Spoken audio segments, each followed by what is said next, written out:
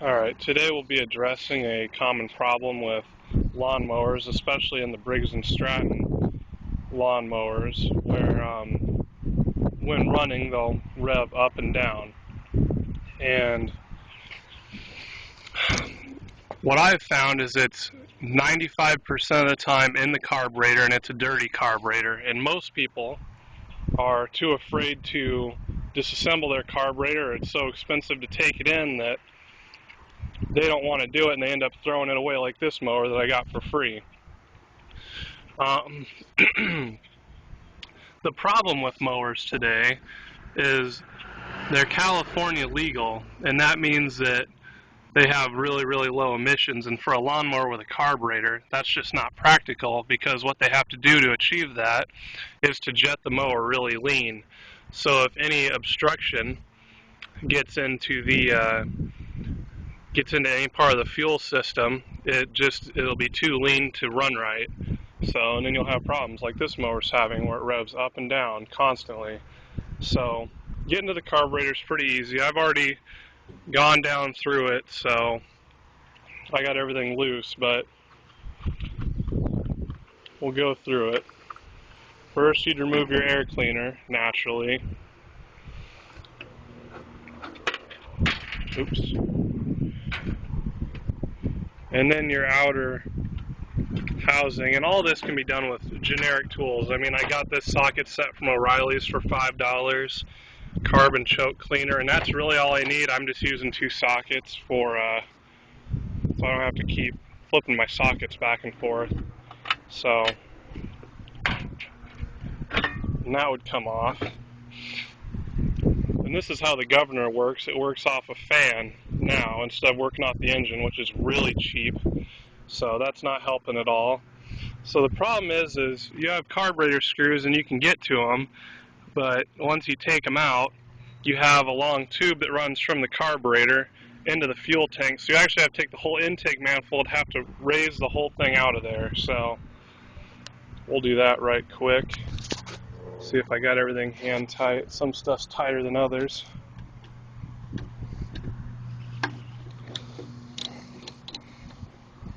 Get my wrench flipped around the right way.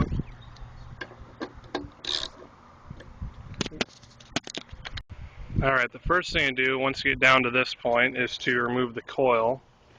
And you simply take these 2 screws out. Keep everything where you know it'll be. And then the governor springs, you want to remove those. So this one attaches in here, and this little one attaches onto here. So I already have those removed. And then you can remove your governor fan. And then just snake the linkage out of the carburetor throttle. So then there's that. And also your coil is removed. And when you do put your coil back on, it's adjustable. So what needs to be done is, I use a business card for spacing. I put it in there and press it against the business card and tighten it down, and pull the business card out, and I've never had a problem doing it that way. So that's an important tip. It won't run right unless if the spacing's wrong. Alrighty, now the next step is to take off the intake manifold.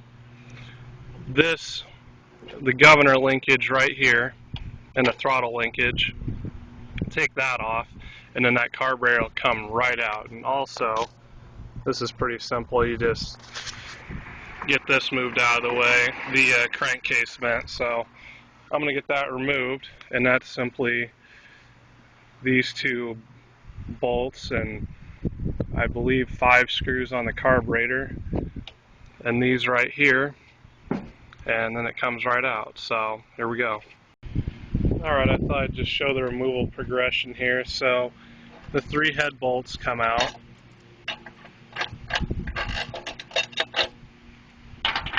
Set those aside. And that little mounting bolt comes out, and that's off. These 2 bolts come out of the intake manifold.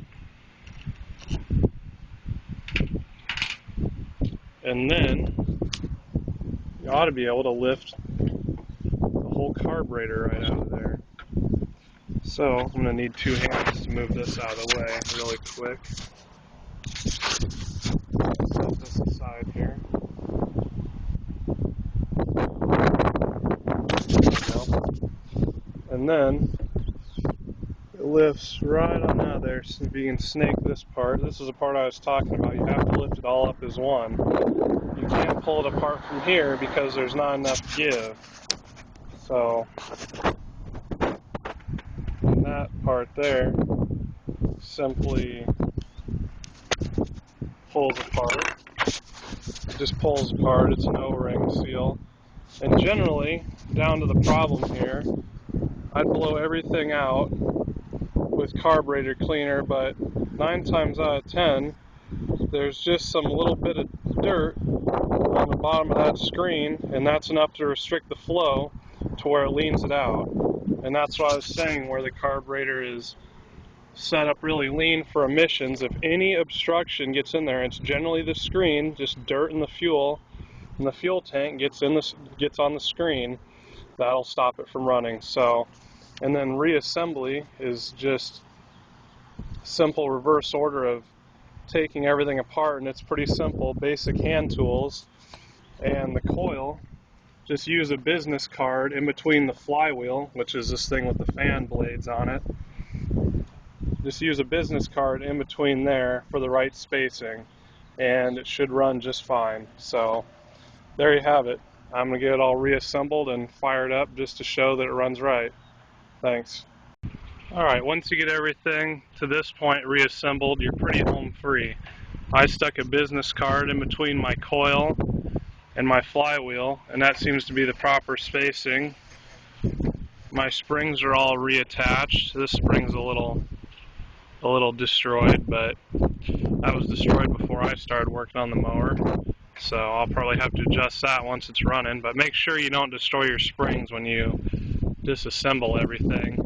And what I can't stress enough is be leery of your torque. Don't tighten things as tight as you possibly can. I mean, your intake, it's plastic, your carburetor's plastic, and your head and your block is aluminum, so don't tighten. These are head bolts, so don't tighten these excessively tight. You know, you just have to have a good feel about it. So I can't explain it because I've been working on engines for so long, but you just have to have a feel to where you're not going to crack anything, but you want it tight enough that it's doing its job. So alrighty, I'm going to put the rest together now. Alright, I got everything reassembled. Bolts are tight, and how you adjust these springs, if the tighter you make these springs, the higher the engine's going to rev. So if you want it to rev not as high, you would stretch them out a little bit, but generally you want to keep it factory spec. But if it does get messed up, that's how you can kind of use your factory springs. So I got my air cleaner off right now. We'll step up here in the old truck.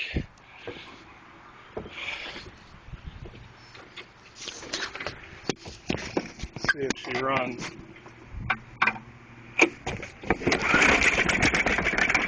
Oop, I might want to prime it. Hasn't been run. Step back here. Wish I had a cameraman. Here we go.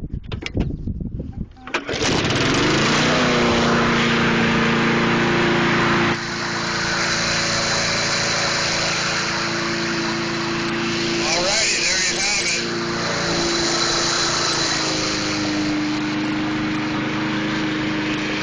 So that was it. I had a little bit of dirt, and that was enough to lean it out where it had a problem.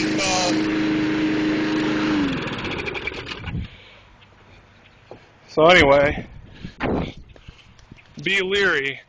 These carburetors are jetted extremely lean, and if any dirt gets in there, that just doesn't fly with a carbureted engine. So there you have it. Hope this helps, and good luck.